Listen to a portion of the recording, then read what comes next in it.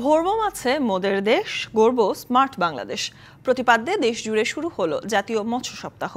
বঙ্গবন্ধু আন্তর্জাতিক সম্মেলন কেন্দ্রে আনুষ্ঠানিকভাবে এর উদ্বোধন করেন প্রধানমন্ত্রী শেখ হাসিনা। মৎস্য খাতে বিশেষ অবদানের স্বীকৃতি হিসেবে পদক প্রদান করা হয় ২২ ব্যক্তি ও প্রতিষ্ঠানকে।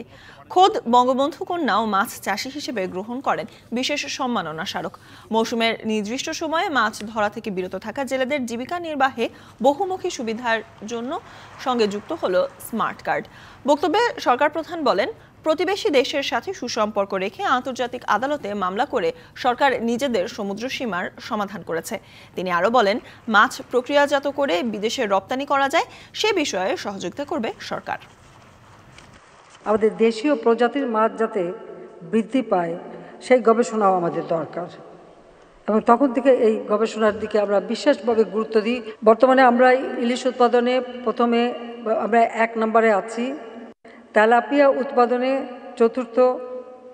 তাছাড়া আমরা চেষ্টা করে যাচ্ছি আমাদের গ্রামীণ জনগোষ্ঠী যত অনাবাদি জমি আছে এবং যে সমস্ত জলাভূমি হেজে মজে পড়ে আছে সেগুলি পরিষ্কার করে সেখানে মাছ উৎপাদন করা।